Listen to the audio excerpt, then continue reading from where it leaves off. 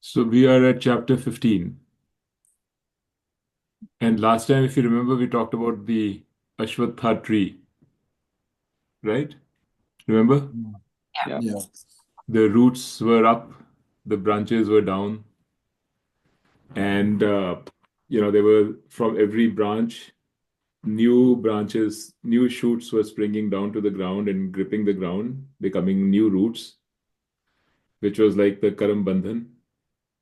The branches are were like the Jivas, and the leaves were like the Vedas, and nodes were new branches from where new branches came, new births took place, right? And then so he very nicely described this tree, and then he said that Krishna Bhagavan said that this is the tree of samsara. It's really solid, many roots. You look at it and you think you will never be able to fell it. You're this is like forever. But with the acts of dispassion, if you hit it again and again with the acts of vairagya, that's how um, you can fell the tree. So, but like every tree, um, if you just chop it, it's good for a while, but it'll grow back again. It's like new shoots will develop. So to really be done with the tree once and for all, you have to get it out of the ground. Get even the roots off. And for that, you need knowledge.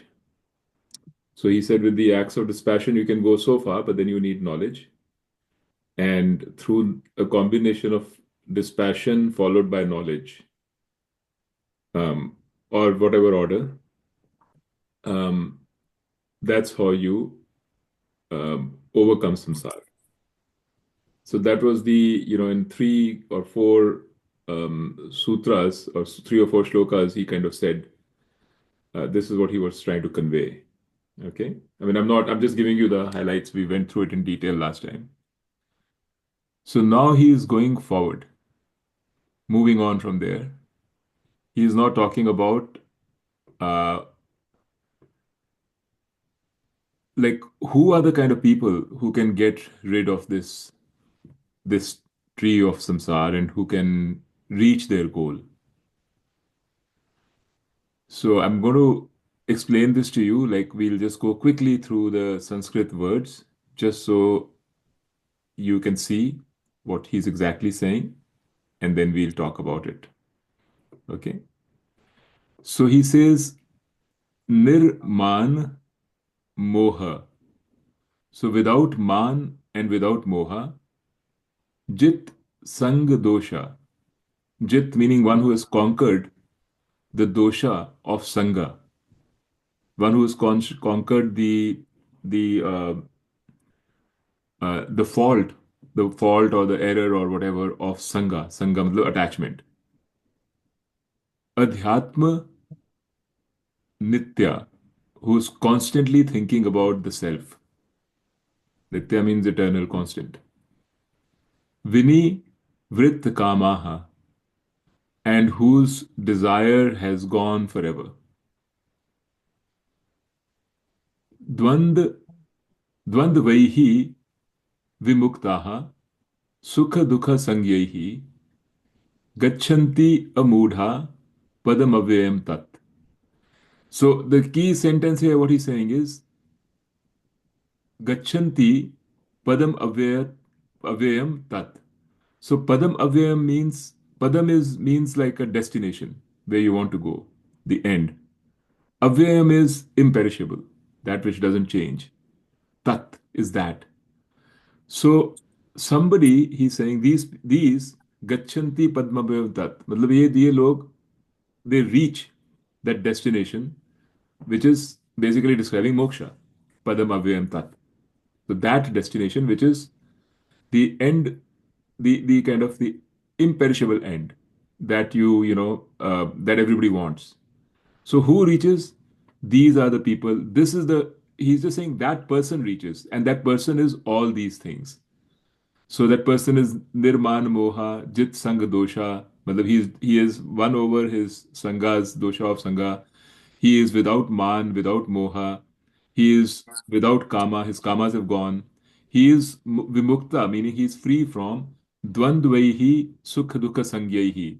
So sukha dukkha sangyai means that to which that to which sukha dukkha this sankhya of dvandva is given.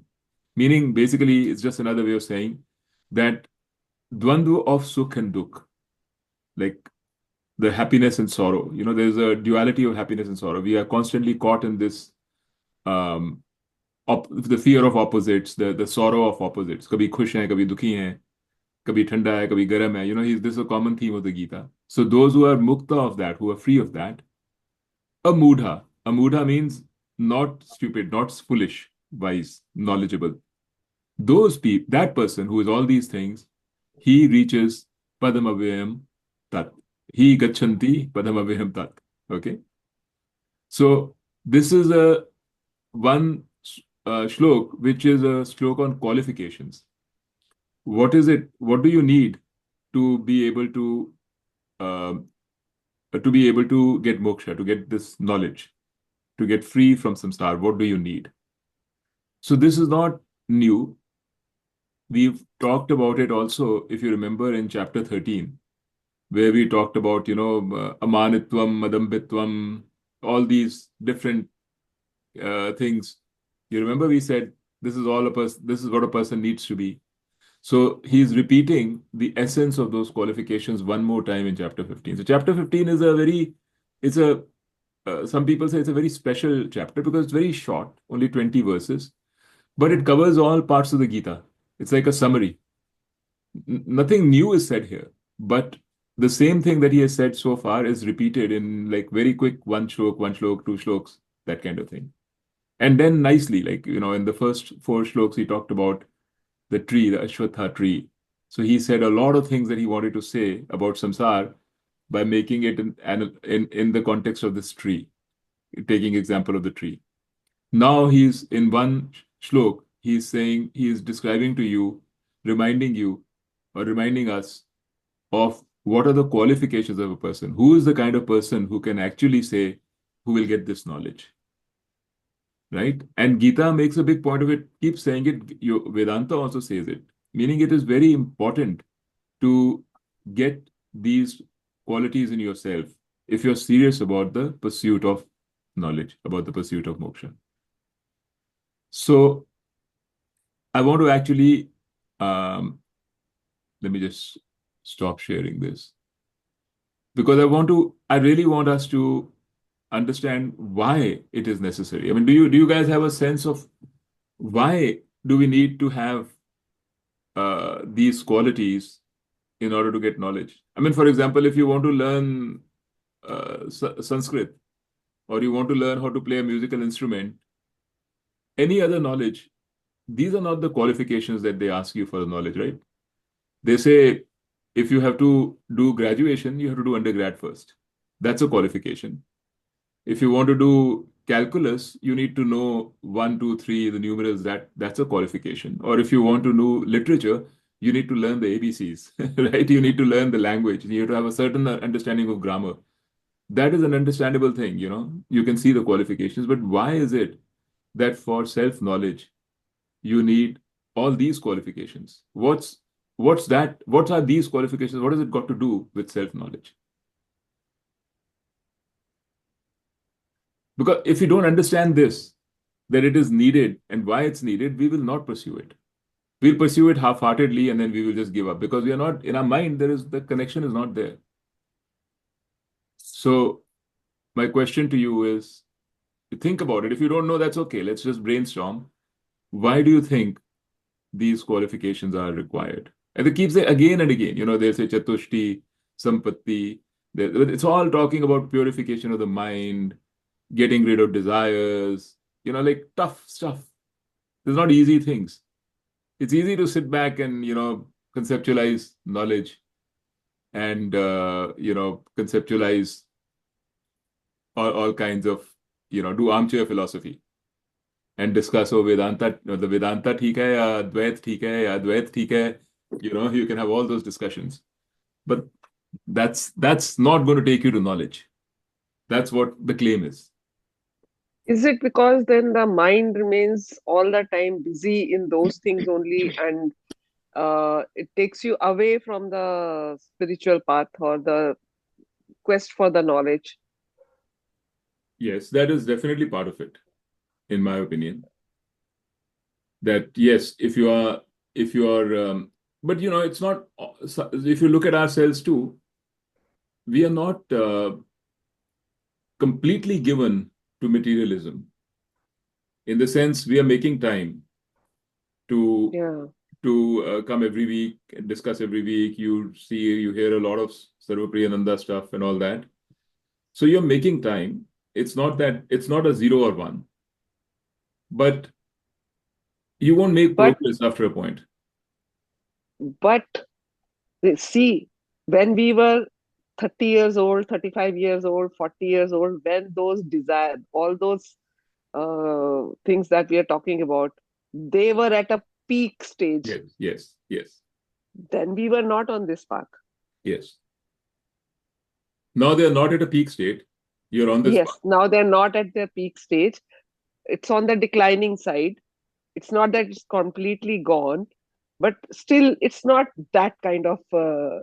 Yes. There is a decline. Definitely, there is a So decline. you can say that there's a correlation or an association between when that is turns out, you have one data point, which is when I was young, my desires were high, my knowledge was low, 0.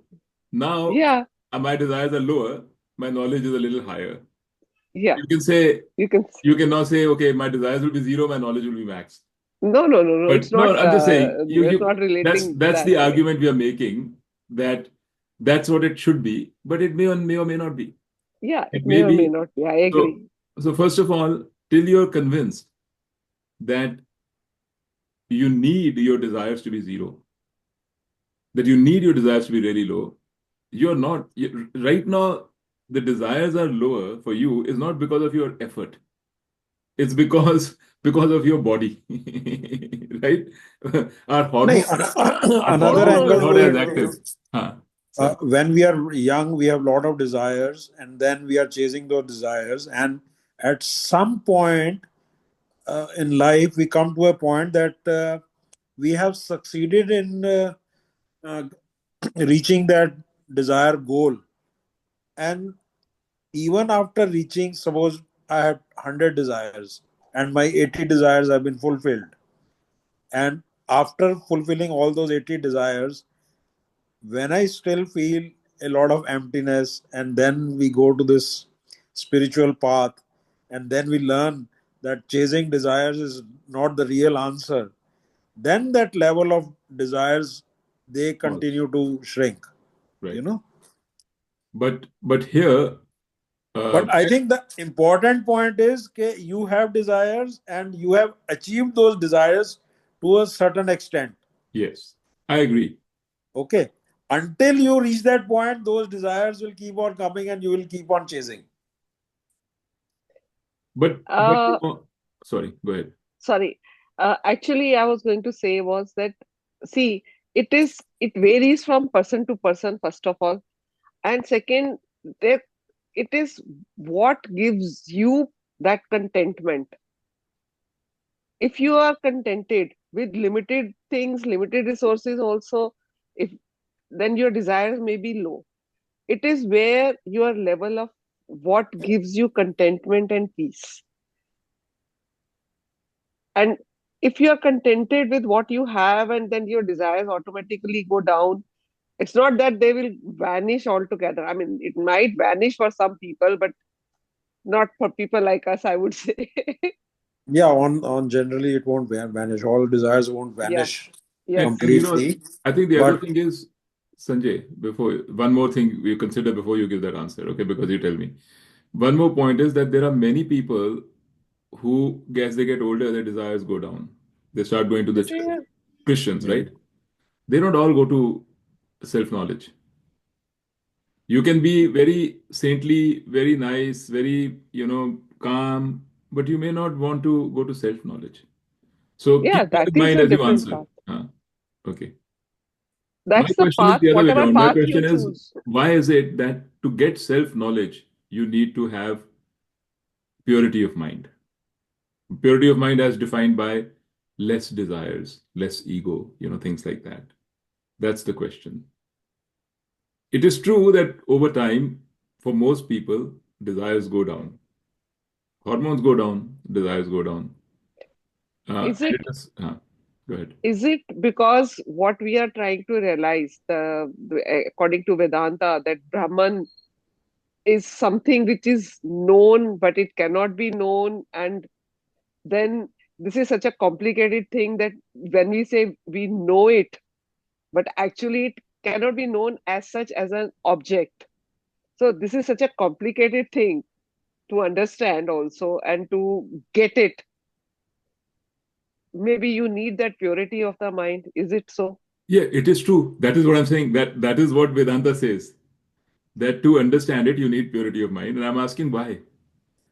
Like, what is it about this knowledge that suddenly for this knowledge you need purity of mind? Well, it's very complicated. It is complicated, but till we know why we are looking for the purity of mind, we are not going to make an effort towards purity of mind. We are going to give it lip service. We'll show, oh, we'll say, oh, हाँ वो मैं कर रहा हूँ या कर रही हूँ. I'm more pure now. But really, you're not. You're just kind of putting a whitewash. Yeah.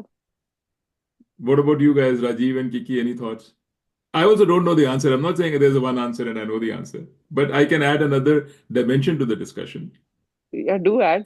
But I first want to hear from you guys. I think, sorry, Rajiv, you go. Yeah, I've been thinking about it and struggling with the same arguments, but another thing I can think of it is moksha. The concept of moksha is also akin to no more rebirths and cycle of rebirths and living and the lifetimes you live. It's also an exit strategy to that, right? And that's, as you learn more about it, about who you are and your purpose in life and what I mean, it's actually quite painful to live lifetimes over lifetimes over lifetimes, right? And so this, what Vedanta is promising is you get out of the circle of life and forever, right? And you end up merging with Brahman, right? With your true nature. And that's all you need, because that state is the most peaceful, most calm. Yeah, so it Um, seems to me like you need a person who has disappointment in life, from what you're saying, who says, I don't want to live life again and again, is the one who will reach knowledge. But the ulti baat ho um, gayi. It's just the opposite.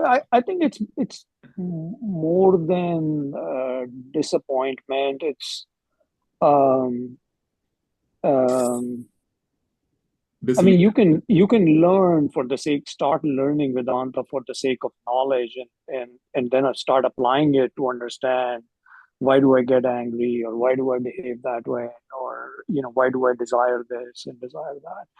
I think my personal experience has been, if I can remain in the state of calm and um, manage my desires, okay, like Vedanta says, right? I'm actually in a very happy place. I'm very peaceful. I'm very calm. Yeah. So I think as you get into Vedanta and you learn the theory behind it and the tools, certainly you get more and more absorbed in it. Right now, whether I can reach moksha or not, I don't know, but at least I'm making forward progress towards everlasting peace, which is a good thing to do. Yeah. I mean, what you're saying is right. Although it still doesn't answer my question, but it's right. Mm. because what you're saying is that um, you'd rather be more tranquil, meaning have um, less ups and downs of life, manage your desires, be tranquil. That is a better life than a life where you're just going crazy running after things and losing your peace of mind. There is no question about it. And that requires a certain wisdom to realize.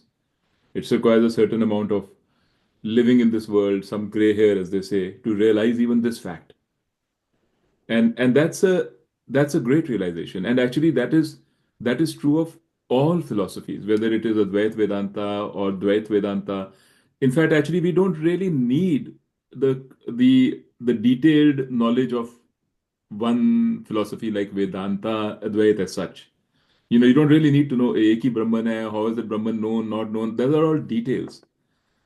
To what you are saying is something very practical, which is regardless of what that is, okay, if Vedanta is saying that is like that, we will take it to be true for now.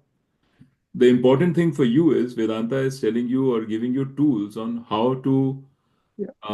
how to control and manage your emotions, your desires, and bring a little bit more relative tranquility and peace to your life. I think that's what you're saying, and So, that is yeah, great. I think I agree with you, but I think the secondary part there is also extremely important, which is, as you know, mind management is a big thing, right? And so Right, if you right. can get there, I'm also waiting for the day where, Vedanta promises that Brahman should,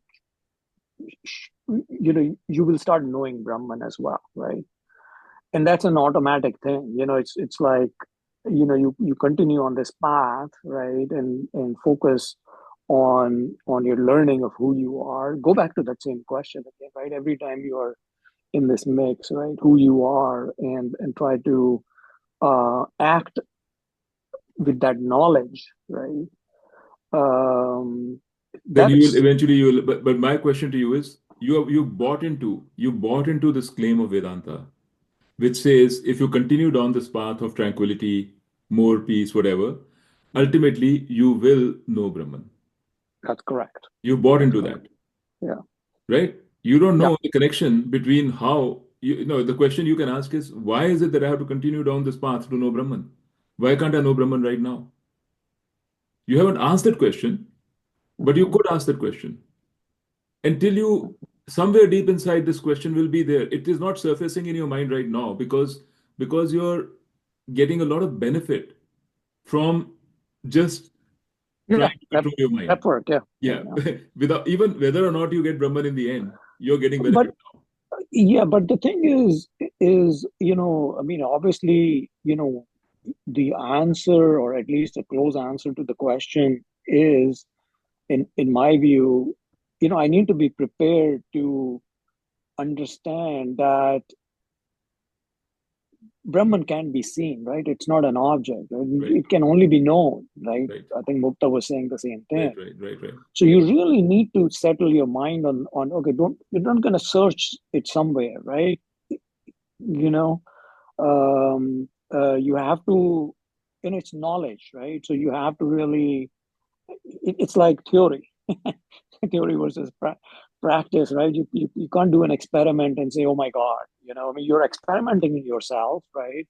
But you also need to really understand that Brahman is everywhere, right? I mean, you can't, that particular concept, you have to really kind of absorb it and stop chasing Brahman, or I'm gonna see something, or anyway. Yeah, if you stop, because we are saying two things, right? First, we say that we want to know Brahman, Mhm. and for that we have to do these things. We have a calm mind. Then at the same time, we are saying we should stop chasing Brahman, right? Then if you're stopping to chase Brahman, then don't go after Brahman. You don't need to do all these things to get Brahman. So what I'm trying to say is, I think the things that Gita asks us to do, better manage your emotions, better manage your desires, uh, do the right thing, be a Karam yogi, are beneficial here and now, right now. And you don't need to connect them to Vedanta, which is you don't need to connect them to, okay, by doing so, I will know Brahman.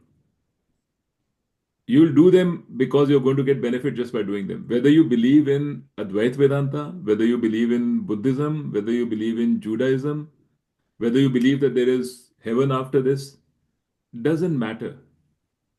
These are like practical life things. If you do, you'll get benefit right now. And that is why you'll find every religion says the same thing. Every religion talks about ethical living. They may not call it Karam Yoga, right? They may not call it that, but they are basically saying it. They're saying, do your things, trust in God, have faith in God, do that. If you're a devotional person, they're saying. Buddha may even call it Karam Yoga.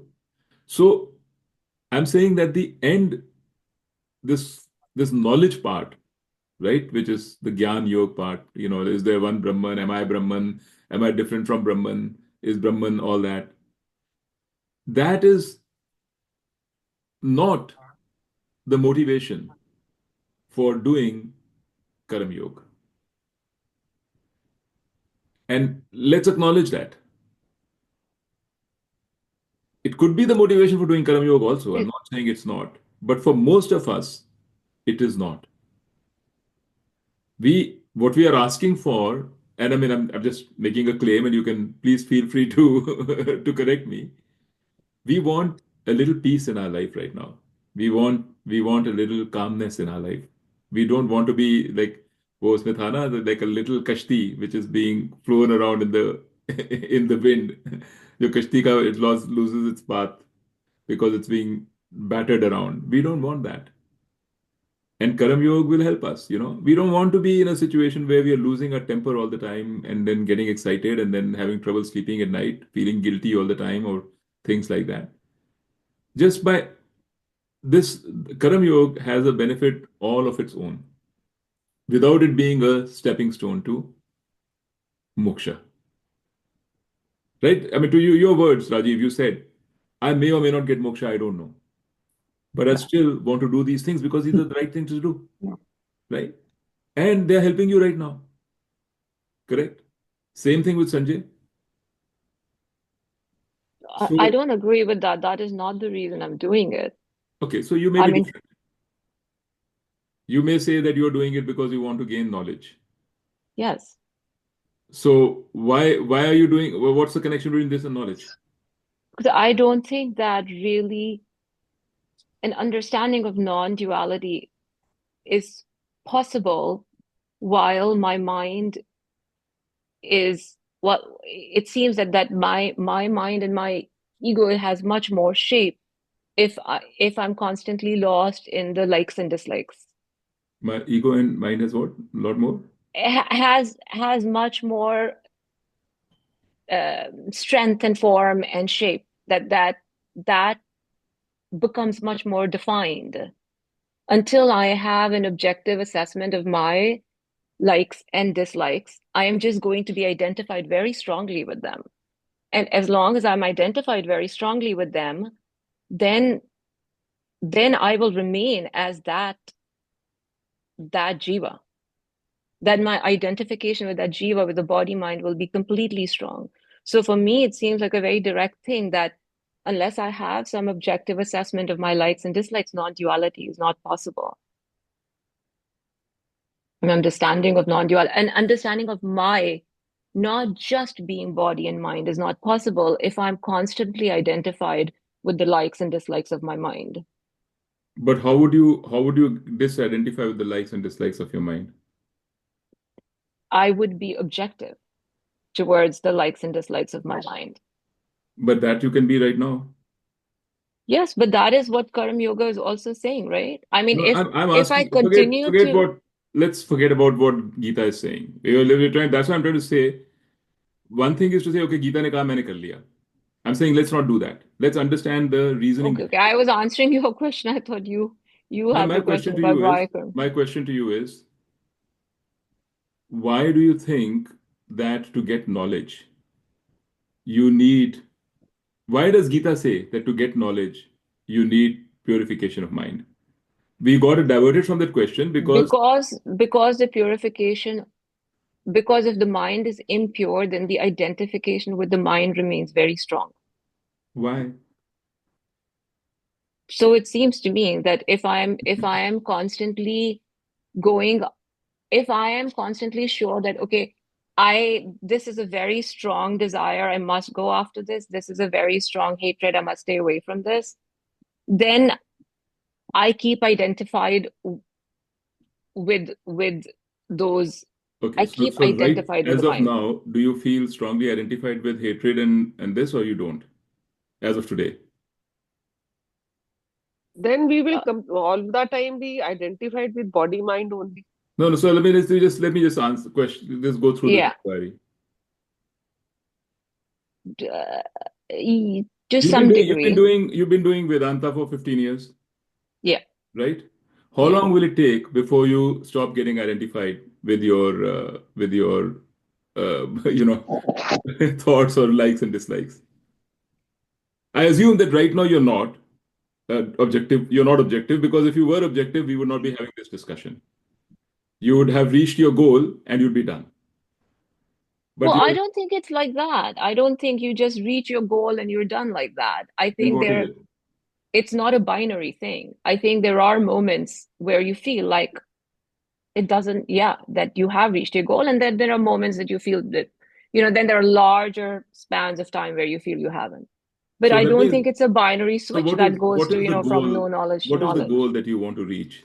Where you feel what is the time when you say I've reached the goal? What is that goal?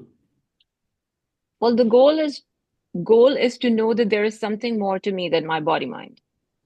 And they're saying that sometimes you know that and sometimes you don't know it. Sometimes I can sit in it.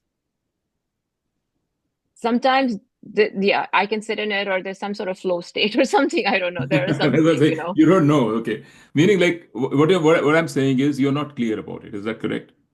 You're not clear about your Mm, goal. You're not clear about whether you're objective or not at this point in time. well, no, Is that I a fair am clear statement? that sometimes I'm objective and sometimes I'm not. So sometimes you're clear that sometimes you're objective and sometimes you're not. You're clear that sometimes you're objective and sometimes you're not. Yes. So, sometimes you're in moksha and sometimes you're not. Uh, I don't think I'm saying objective equals Okay. moksha, but Have you yeah, reached moksha? no. No.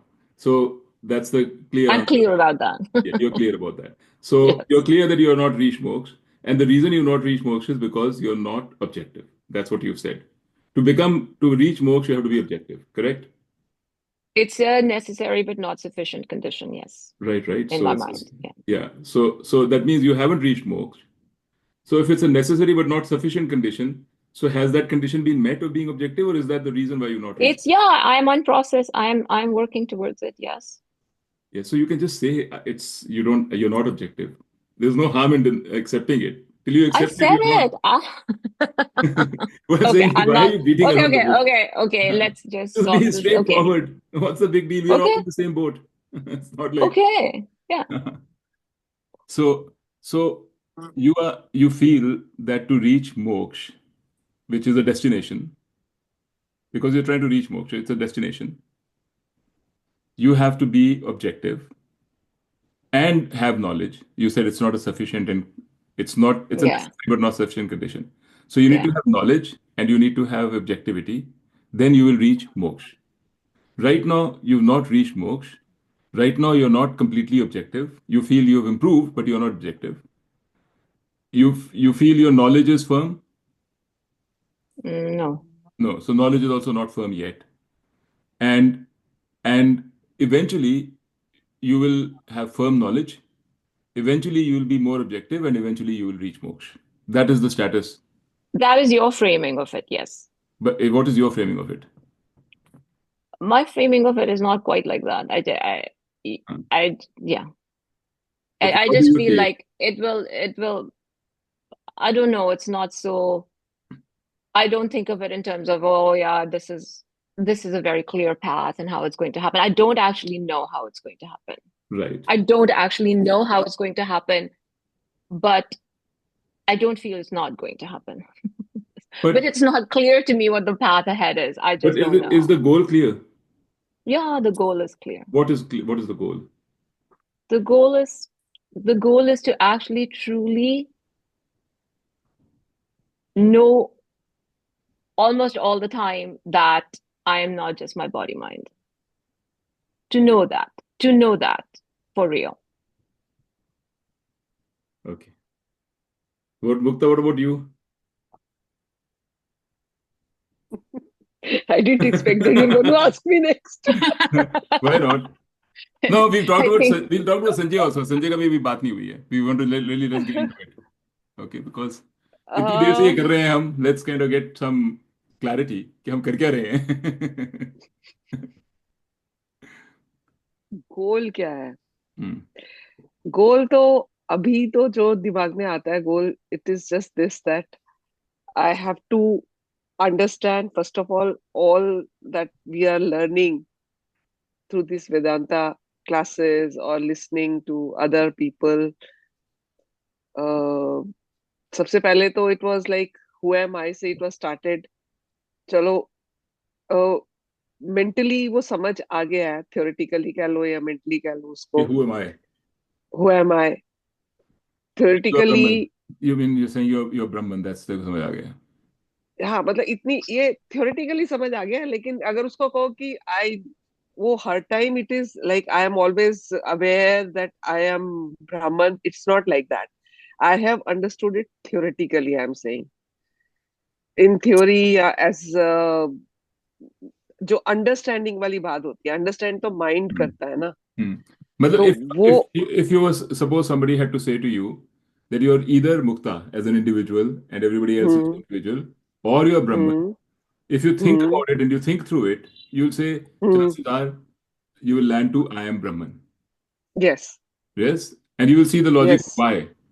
yes yes Okay, okay, okay. okay. Then comes the next part in Vedanta where the world is an appearance to me, the Brahman.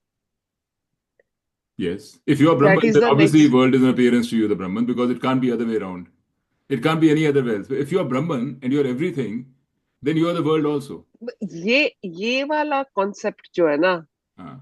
this I am on the path to understanding and We're all on the path to getting understanding it, the concept. getting like you know that the Upanishads and the Vedanta is saying that it is like this. Right. Yes. So that is what the scriptures are saying.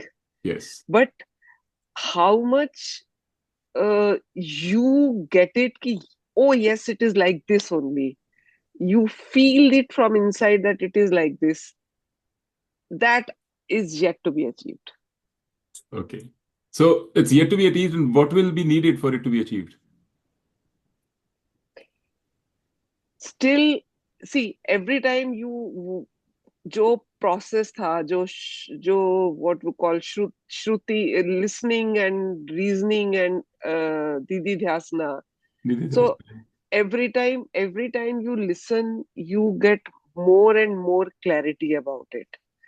एक बार सुनने से नहीं सारी clarity आती. So on एक बार this, सुना. so on this matter, on this aspect, that Yes, why world is an appearance in you, yes, you're getting more yes, clarity by listening more. yes. Okay, that's good. Listening and thinking about it. Okay. There are certain audios which I listen. Certain are जो उसमें reasoning जो बताई होती है, जिस तरह से समझाया होता है, they give me more and more clarity. So right now my immediate, जैसे वो कहते हैं ना कि एक short term goal कह लो, the short term goal right now is to get this clarity एकदम clear, मतलब See, अपने अंदर से देख. you have a very specific gap that you're trying to close. Yes, right now it is that. You talk to me, I'll help you with it. Not just now. It's okay because we are not going to Yeah. go through it. It's Yeah. very like that's the whole idea. If you know this is the issue, this is where I want help, ask Yes. people for their help. I mean, that's my Okay. job to help you with it. That I can help Okay. you. Fine. Intellectually, I can definitely help you. There's no question तो about it. Intellectually तो थोड़ा थोड़ा समझ आता है, but वो जो हाँ, एक अंदर से जो एक वो आती है ना, हाँ. वो अभी नहीं Hmm. हो रहा कि okay this is an appearance, everything is an appearance to Brahman. Correct. So I'm saying that thing अंदर से नहीं हो रहा है. So I get it. वो अंदर से नहीं हो रहा है. Okay. So yes, the intellectual part is the easy part, या honestly, इंटेलेक्चुअली because तो ठीक है, scriptures are some saying people may and take a little everybody is longer, saying. some take a little less, but या या there's a definite like Vedanta has very definite steps for helping you get it. There are several okay prakriyas to help you get it. So okay maybe you haven't seen those prakriyas properly. So I may can be. help you with that, and you can get the okay intellectual part. But that is okay not the same as knowing Brahman, या I right? Agree. Okay. Now, for knowing Brahman, he's saying you need purity of mind. Do you buy that? If he's saying we'll have to buy, it is something like that, Yeah, honestly. yeah. So that's what I'm trying to say. For knowing, so it's okay. Absolutely, I totally get what you're saying. So the reason that you're not focused on purity of mind Mhm. is because you don't buy that. That's what I'm trying to tell you. You think Okay. that knowing Brahman is an intellectual exercise. You think that knowing Brahman is, I will do more Shravanam, I will ask more questions, I will think more, I will get to know Brahman. That you Okay. see, that because that's how our mind is made up. That's how we've always Mhm. learned everything. अगर हमको physics Yeah. हो जाती है तो हम जाके revise करते हैं, ट्यूशन लेते हैं और पढ़ते हैं. We Mhm. put in more effort and we try to get the answer. So that's how we Mhm. think this knowledge will also be known. And why? Because that is in spite of what anybody might say, in spite of what Gita says, that Brahman is known, verses and verses after Gita say, Brahman is known by these people who are nirmana, nirmoha, right? Who have, Right. in spite of that, we are not paying any attention to it. We are following up, Correct. we are trying to intellectually understand better and better. The reason is because in my theory, okay, my feeling, Mhm. Mhm. the reason is because we are not seeing the connection between uh, purity of mind and knowledge of Brahman. We don't see the connection because this knowledge of Brahman is not like knowledge of physics. That's why knowledge of physics or knowledge of any other subject is the you getting that knowledge. There's a distinction between you and that knowledge. So you're not focused on yourself. You're focused on that knowledge. Brahman is not like that. Brahman is you. There is no knowledge to be focused on other than you. It's a knowledge about you. So it's very different. That's why, and I can explain more to you about it, but I'm just giving you a short version. That is why you need to purify yourself. So anyway, that's just my point for you. But before we go on, let me make sure that I'm not partial. I'm putting everybody on the spot equally. Okay, I have to ask Sanjay. Everybody should be totally uncomfortable by the end of this this session. And you can ask me also, I will also be uncomfortable. But Sanjay, you tell me, where are you on this whole thing? Look, after going through all that theoretical part and on the practical plane and everything, my immediate aim is I'm hunting for peace and happiness. I think Right. those are the two key things in your life. And if you have these two things on a daily basis, on a second to second basis, on a minute to minute basis, and with each and every individual, and in each and every situation, I would say, then I think reading Vedanta, learning about Vedanta, I've been very, very successful to remold my life, remold my thinking, remold my mental status. And today, what I'm looking for, you see, Hmm. those are two key areas I keep on working So which are the two key areas? Say that again. to get peace and happiness. Okay. No, that's the objective. Yeah. That's the short term objective. Right. Maybe Absolutely.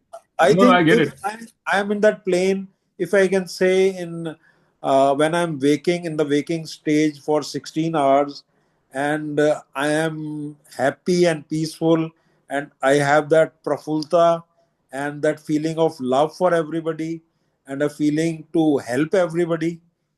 Yes. You see, all those characters, they come up. I don't know, Yes. suddenly Yeah. when you are in that state of mind. Right. Okay. Right. So once you have experienced that state of mind, you feel like Repeating living in that state of it. mind all the time. Absolutely. You see, you don't want Yes. to go into that ditch, that Yes. bloody ditch Yes. over and over again. Which all we've all been to that ditch. We've all Yes, experienced that yes. ditch, and we've seen how miserable it makes us. Miserable it Yes. makes you. You see? Yeah. So I get it. this is my short-term goal. Yeah. I start my day with all these affirmations and everything that let me have a good, peaceful, happy day where I can help other people, help the needy, help and help in any sort. And once you start helping people, you realize how much satisfaction and contentment you get out of it. Right. Right. So, and the next goal, definitely, I think, after reading about moksha and Brahman, I think once you inculcate all these small things into your life, you really feel, yes, you are part of Brahman and you are in tune and in rhythm with the waves of Brahman, you can say. Yeah. You can feel the vibrations. You Yeah. can feel there is a helping hand. Yeah. You can feel in difficult situations some superpower or super helping thing is around you. Right. You see, you start to get all those feelings. Right. So I can say I'm in that stage and trying And to go wonderful. further. No, no, that's great. Because I Yeah. think what you're although what you're saying is not Advaita Vedanta. Ah, no, no, And then it's that not. no, I'm actually I appreciate it because it doesn't matter. Ah, It really doesn't matter. Not at this point, whether it's Advait or whether there's an extra way which is helping you or whatever. yeah. I think if you have to take the lesson of the Gita, the true thing which is Gita, and I'm as I'm teaching you guys and teaching my other group, I'm reading more and more. I'm actually reading the. That's why I want to take you through the Sanskrit, the actual Mm. words. You'll see so much emphasis on exactly what you're saying. Mm. Because to make our life better right now, right? So either way, whether you want to attain Brahman, whatever you want to call it, you can call it whatever you want, or whether you want to, whatever your destination is, either that or not. Maybe that is not your destination. Maybe you just want to go to heaven. Maybe your destination is you want to feel God giving you joy and waves of, happy, thorough God's love you want to feel. Like whatever it is, it doesn't matter. The next step is the same. And the next step is bringing purity of mind. And the beauty of it, because Gita says this again and again, the beauty of it is even a little bit of it will give you a lot of help now, and no effort will be wasted. Gita has said this, right? Swalapam api, just a little bit, will give you help. And there is no adverse effect, there is no wasted effort. And not only that, it's a prerequisite to whatever it is that you philosophically want to achieve. Knowing something is fine. We can spend our time to know Brahman, we can listen to Sarvapriyananda, we can do all those things, we can read. That part of knowledge is fine. You can continue to indulge yourself in whatever your particular, you know, thing is. But to feel, if you want to actually say, okay, I am Brahman, right? You need this. So Karma Yoga will help you there also. What you're saying, what you're defining is Karma Yoga. I'm just Correct. making a very big, I'm putting it in a very broad bucket. Bhakti is also Karma Yoga. Everything, and Gita says that. Everything in Gita, all the things that you do to improve yourself, to reduce your ego, to control your desires, everything, which even Rajiv was talking about, it's all Karma Yoga. And there are different techniques. So the reason, I mean, what I wanted to add to this in terms of, why this I think is so important for Brahman, why Karma Yoga is important, is because you can just see for yourself. What Vedanta tells you, Advaita Vedanta tells you, is that you are Brahman.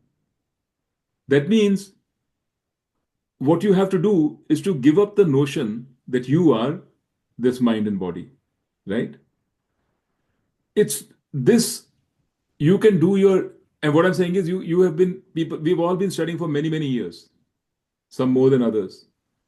You will realize that in terms of actually giving up the notion that I'm a mind and body, we have made zero progress. Literally. I mean, maybe I'm being dramatic, but it's not like I'm making progress towards it. You can't give up the notion that you're mind and body. It's not you're trying to use your brain to guide your mind.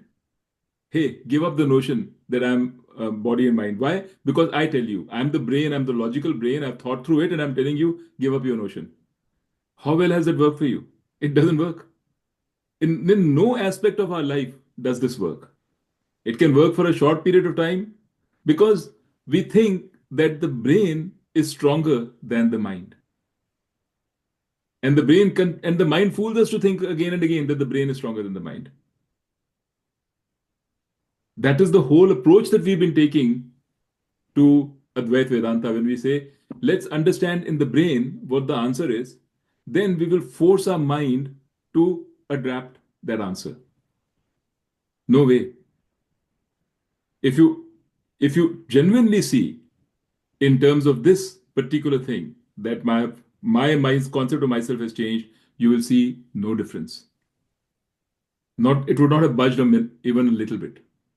And how do you know that? Not by asking yourself, but by looking at your behavior, by looking at how you react when pain happens, by looking at how you react when stress happens. You actually see that behavior. So what Gita is saying is, it's the other way around. It's not your brain that directs your mind, it's your mind that directs your brain. So you have to work on your mind. And there's a good reason, go to a psychologist, they will say the same thing. There's a very good reason why we are in the grips of our desires. Because our ego needs attention. So and you go to a therapist, they will also probably guide you in the same way. Initial period, they will say you've been missing some things in your life. You need those things first. Your mind has to be taken care of. Whatever the issues are have to be addressed so that the ego, which is fragile, becomes stronger. You don't have to give up the ego. You have to make it stronger. Make it even more firm. Healthy. Even more healthy. Okay, so don't try to give up. That is not what Vedanta. If you look at Gita also, first six practice doesn't say that at all. It's telling you everything which is going to make your ego better. So Karma Yoga doesn't remove your ego. Karma Yoga makes it healthier. You're working on your ego. Like, why is it, for example, that you feel that we should not be worried about results? Because we assume ownership of results. So when we assume ownership of results, then we blame ourselves for failures. We said, this is my failure. I am to blame. I screwed up this relationship. I screwed up this venture. I screwed up my life. I screwed up my health. So we think like that. We blame ourselves. That further weakens our ego. We think of ourselves as worse, less than perfect, even more less than perfect than before. So Karma Yogi suddenly says, no, I am not the one to blame. It's a step. That also is a very big step to take that step.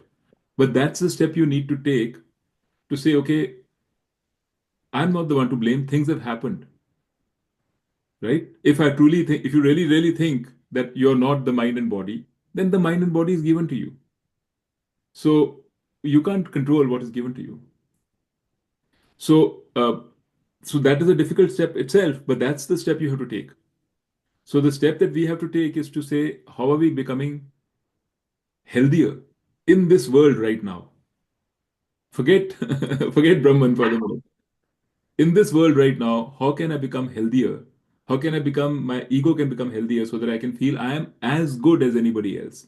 Not that I am better than anybody else, because that's also a sign of another ego, but I'm as good. So let's, I mean, my suggestion to all of us, and I mean to myself, is let me not uh, deviate from this goal by using Brahman as an excuse. Deviate from which goal? From the goal of a healthy ego? Yes, of a healthy ego, of taking, of trying to figure out what my issues are, sorting them out. And So Karma then Yoga why is are you there just not in psychotherapy? Why are you here then? because Karma Yoga is as good. Karma Yoga is as good as helping you for that. My goodness. That's what Karma Yoga does. But you're saying it's as good, but you're saying that is a perfectly plausible alternative then. You can do karma yoga or Well, you it can depends. just, You can, I mean, you can go to therapy if you feel that that is needed. That's fine. But Karma Yoga is a equally, I mean, like therapy was not always there. Karma Yoga has been there for a long time. In fact, for one time I tried to go to therapy, just to be honest with you. And they rejected me. They said that because I went through insurance. So they oh, said you don't fall, like you're not damaged enough. you're not damaged enough. Yeah, you know. So I can go if I pay for it.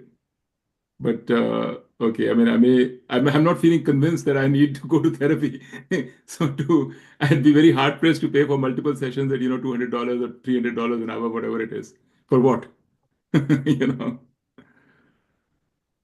But Karma Yoga is a perfectly, in my opinion, in my experience, Karma Yoga is a perfectly great way, and there's lots to do in that. So in my mind, I frame it like the ego needs to be healthy to dissolve, and that's why you need it. And I know that to dissolve seems kind of like mm, I think my suggestion is just a suggestion, is forget about the end goal. Forget about I'm after knowledge. Because that, in my opinion, is a distraction. You cannot, you so cannot be, honestly, that's been in my mind since I was little. I can't forget but about you it. can have a distraction since you were little. It's not, the distraction doesn't have to come now. I'm just saying that this is just something for you to consider, okay? Because you know yourself best. Yeah. I'm saying the, sometimes Vedanta and this Brahman and all can come in our way. They can take away our focus from Karam Yoga. Hmm. Okay, maybe not. That's not true in your case. I'm not. I don't want to. This is not a. I'm not a Hmm. psychologist. Hmm. I'm just trying to say, if you find that you're spending more time listening and understanding Vedanta, or trying to listen and understand Vedanta, Hmm. and not focused on Karam Yoga, Hmm. at the cost of focus on Karam Yoga, then that Vedanta is becoming a distraction for you, in my personal opinion. And I could be totally wrong. So, please talk to Carol, talk to others. But No, this is no. Are my you directing experience. that particularly at me, or are you just No, saying no, in I'm saying general? in general for all of us. I'm telling Mukta also. But She's also, I was going to say something about it. yeah, yeah. What you just said. See, uh, listening and trying to understand is one aspect. Okay. In your life, you are doing some karam or the other throughout the day, all through, right? So, whatever you are doing, if you are doing that in the with the thought in the mind, like not all that thought is not there. I won't say कि it is there all the time, Yeah. but but अगर उसको तुम उसी को जो theoretically जो हम बात कर रहे हैं कि कर्म योग की तरह करना है कि not, so listening and that is one aspect, and then but whatever you are doing, if you do it with the karam yog thing in the mind, wouldn't that be okay? Yeah, I mean, if as long as you as so you have to decide what's okay for you. I'm just trying to say, maybe I'm giving my example. Okay, I'm talking Mm-hmm. about my experience Mm-hmm. because I've spent a lot of time on this. My experience is I myself had put much less emphasis on Karma Yoga and much more on the intellectual understanding. Mm-hmm. I found it didn't take me very far. Mm-hmm. Okay. I found that when I spent, I'm actually backing what Sanjay is saying. Mm-hmm. When I spent more time, you know, on Karam Yoga, when I spent more time on Gita rather than the Upanishad itself, Mm-hmm. I got a lot more out of it. Okay, that's my experience, and Okay. it's not I have not it's not I mean I'm not saying that I've went away from knowledge, not at all. In fact, I've spent so much time on knowledge and I've thought about it so much, I've done so much mananam that I find myself pretty clear about it. I'm like, for example, you were saying, Mukta, you were saying there's a lack of clarity on why the world is an appearance intellectually. I can intellectually quite well understand why the world is an appearance intellectually. Okay. Mm-hmm. It doesn't mean that I instinctively now identify with Mm-hmm. Brahman. That I am, Mm-hmm. and Yeah, the lakshan for that is how I react, Mm. how I react to the world around me. true, You true. can say all the things you want, beautiful things, but if the moment stress Yes, comes, you're collapsing. agreed, You don't know Brahman, regardless of agreed, what you say, agreed, right? agreed, agreed. That's what I'm trying to say.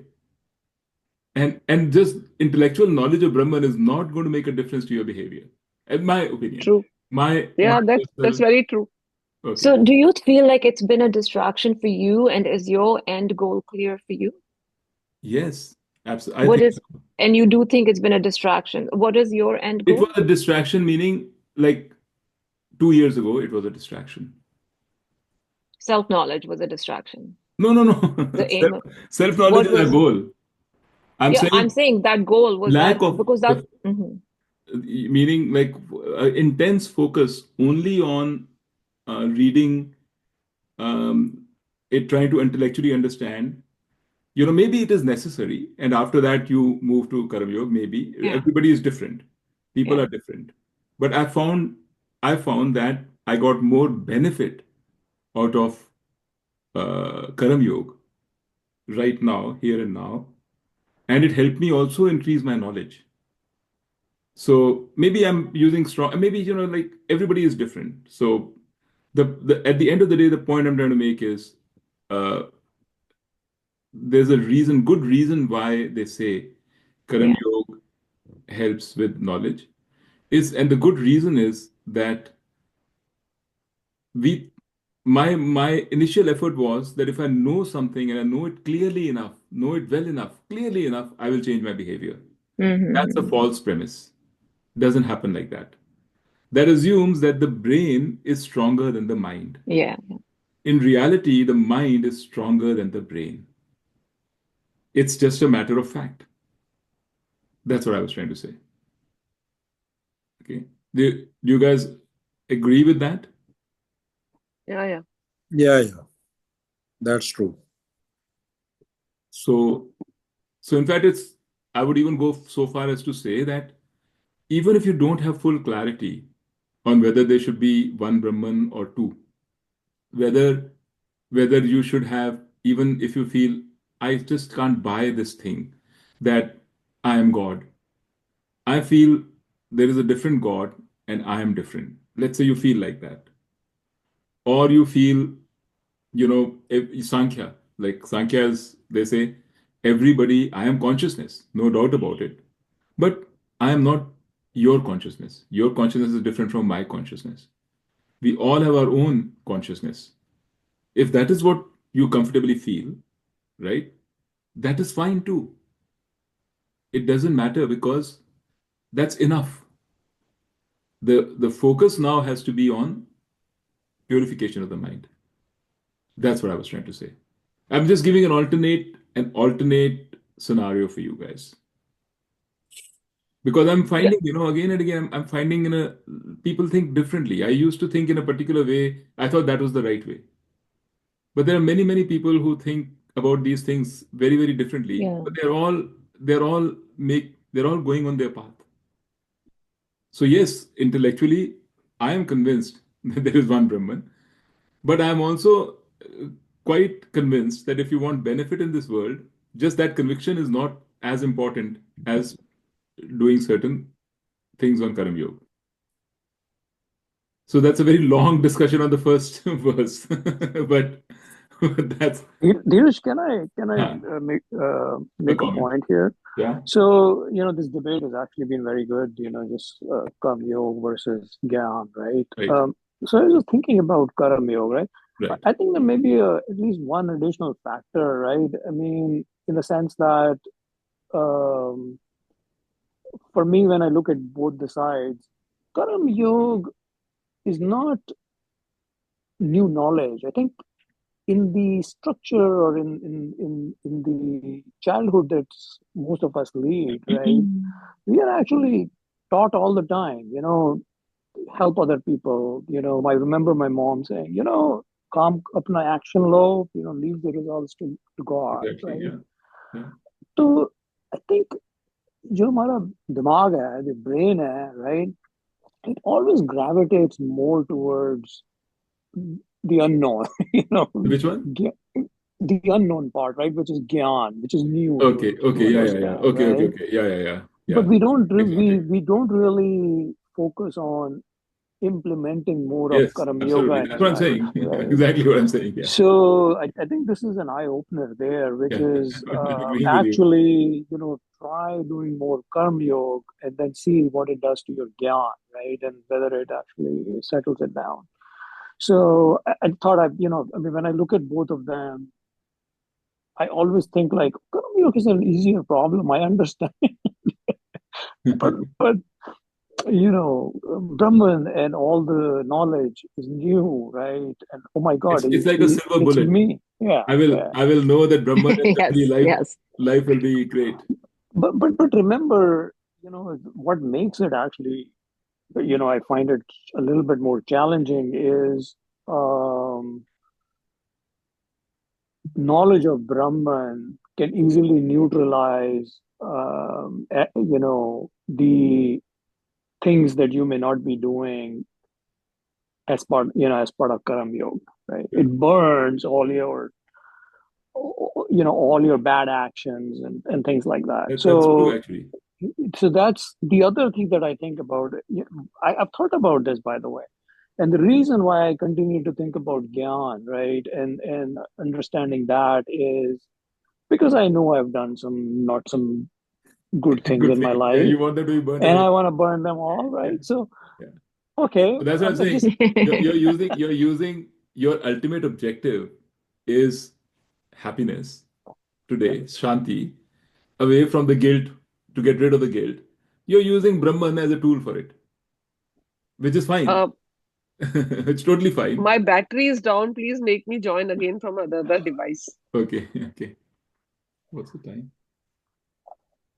Well, But I'm also, just Nitto, I think sometimes you simplify things too much. Things are not just this way or that way. They're Okay, okay. usually just such a blend of, Right, right. I have to simplify, otherwise I wouldn't be able to make my point. Mukta, there are two of you now. Ah, oh, Oh, if you're leaving.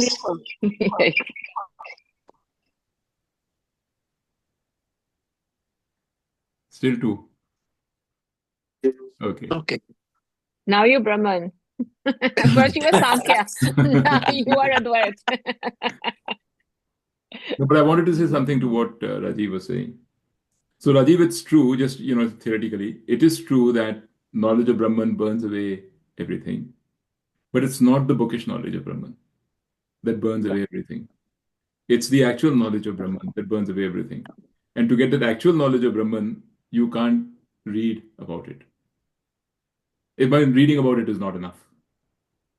No, I'm talking about nididhyasana, right? I mean, you Yes. really are into it, and you're spending a lot more time thinking about it, right? And trying to model, whatever you've learned, around that, right? So it's just not reading. I get that particular point too, right? To have your mind really immersed in that. That's what I mean. Hmm.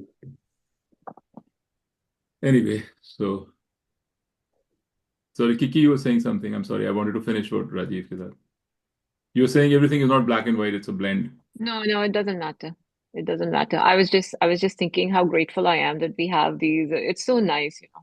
It's so wonderful that we have these classes. Okay. I was just thinking that how nice it is that we have this, that we can explore even tough stuff like this, which is so important to explore, that we have this satsang every couple of weeks is really wonderful. Just Okay. So, Dheeraj, we have been talking a lot about purity of mind in this session. Hmm. So, can we talk something about attributes of a pure mind? So the way Gita, I can look it up and we can actually go through some verses. Maybe that's be good. So just chapter 13 में जो बताया था ना, they were the attributes, the values of a pure mind. So he said amanitvam, madambitvam. In fact, actually this one also. Let me just go from here. Well, I should have gone through the. It's a good point. Let's take 5 minutes. So share. So this particular verse itself.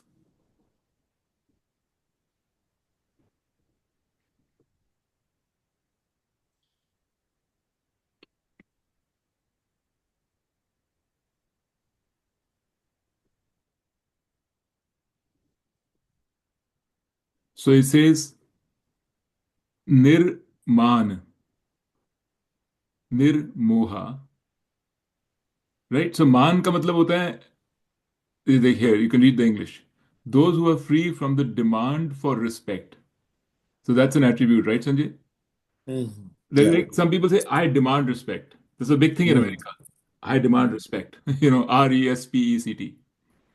So that kind of a thing where you say, I demand respect. You're free from that requirement. You don't want you're not forcing people to request. So that's man. Okay? Man, samman, right? Then he says nirmoha. That means not deluded, not deluded, running after things. The person knows what's important.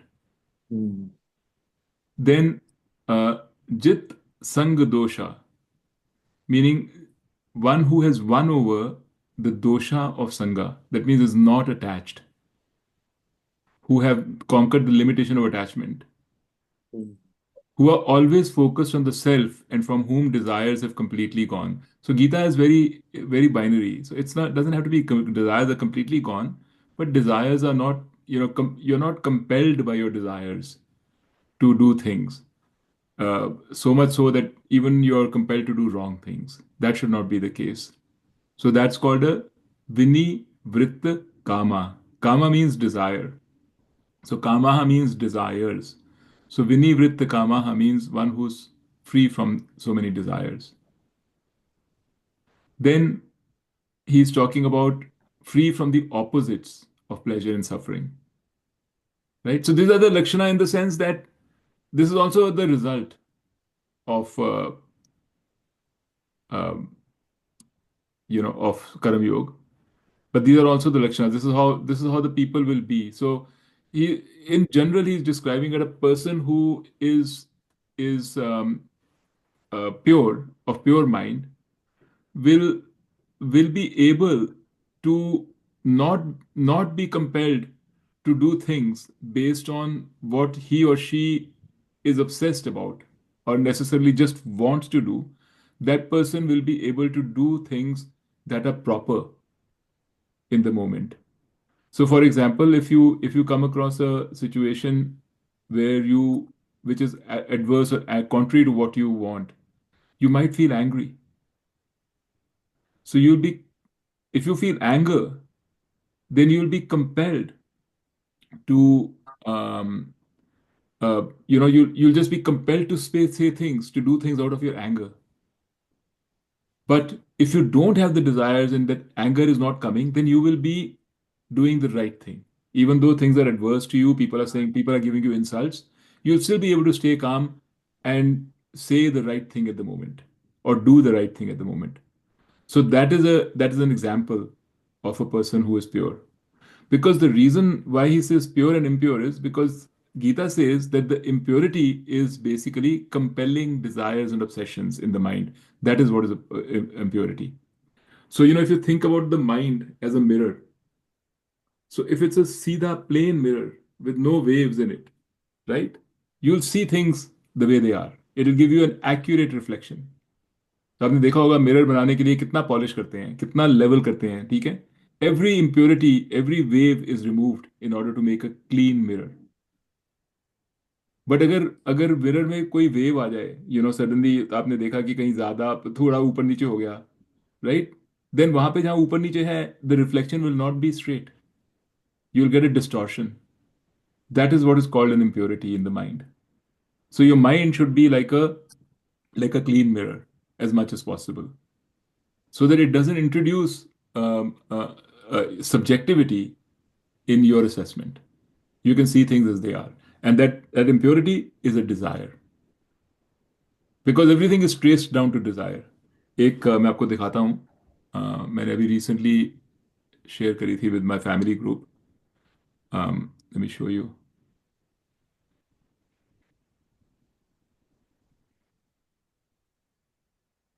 One second, I have to pull it up.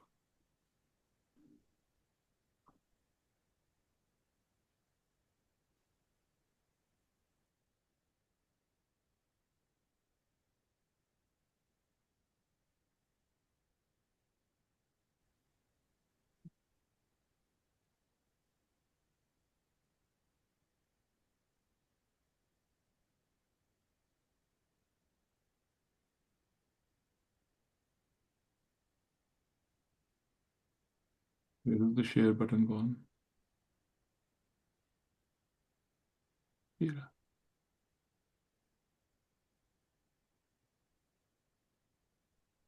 You see this picture? Let's go. Of course. Huh? This picture, right? So this is from the chapter 2 of the Gita. There is a verse there, two verses, which describe the process of how we lose ourselves, how we, lose our sanity. क्या होता है? So he says that basically it starts by dwelling on objects. When you dwell on objects of the world, things that you want, you keep dwelling on a nice house. I want this car. I want this car. You develop an attachment to getting that car. That attachment results in a desire for that car. That means now you really want it. So Swami Dayanand gave an example of direct mail. So kabhi you get something from direct mail is saying go for a Caribbean cruise. So वो Caribbean cruise के लिए they'll say such a lovely thing. By looking at it again and again, you're dwelling on it, you will suddenly find that you want to go to a Caribbean cruise. It was never in your mind. You never had a desire. Suddenly you have a desire. When you have a desire and the desire becomes stronger and stronger, you want it getting done. If the desire is fulfilled, okay. If the desire is not fulfilled, you will have anger. So he's saying behind every anger, there is a desire. Every time you have anger, there is a desire. You have a desire for things to be a certain way. Rightly or wrongly, doesn't matter. You have a desire for things to be one way. When that doesn't happen, you have anger. And whoever it is that you perceive is between you and the fulfillment of your desire, that is what you get angry on. So desire is the root thing. उससे anger आता है. When anger comes, then you're done. Because when the anger comes, you don't see things straight. Your mirror becomes very wavy. So you have delusion, meaning you don't see things objectively. And when you have delusion, you have loss of memory. जो भी तुम्हारी, basically this is correct कि जब भी when you're angry, the connection between your memory and your actions, in the brain also, they just get disconnected. You can't access your memory, and all your wisdom is in your memory. All that you have learned through your own experience, like you said, na, बता रहा था Rajiv, that we learned from our parents. All those things are in our memory, and we have no access to our wisdom, no access to our knowledge. कितना कुछ हमने सीखा है, सब गया out of the window. And when you have no wisdom, you will act not out of wisdom, but out of your anger, and that leads to destruction. This is the example of a person who is not pure, who has not worked on his or her desires, who's dwelling on things. So he says the root cause is where are you spending time? That's why he says satsang is important. When you spend time on thinking about uh, Gita, of Karam Yoga, of self, with like-minded people, you will have lesser attachment to material things, lesser desires for material things, less anger, and you will behave in a way which you'll behave from wisdom.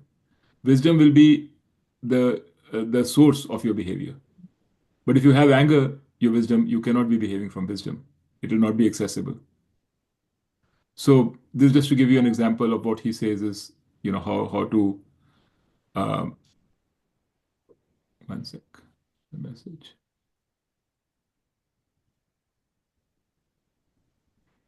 Okay, got it. So this is described in the basic underlying thing is desire. So desire manifests itself into many forms. It manifests as obsession. It manifests as anger. It manifests as whatever negative emotions you can think of. This hate, even love or fascination. All these things have their root cause in desires. And desire has its root cause.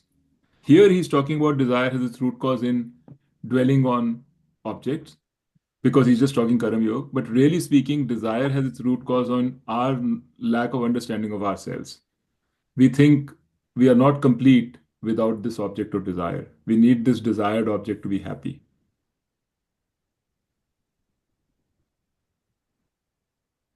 Okay?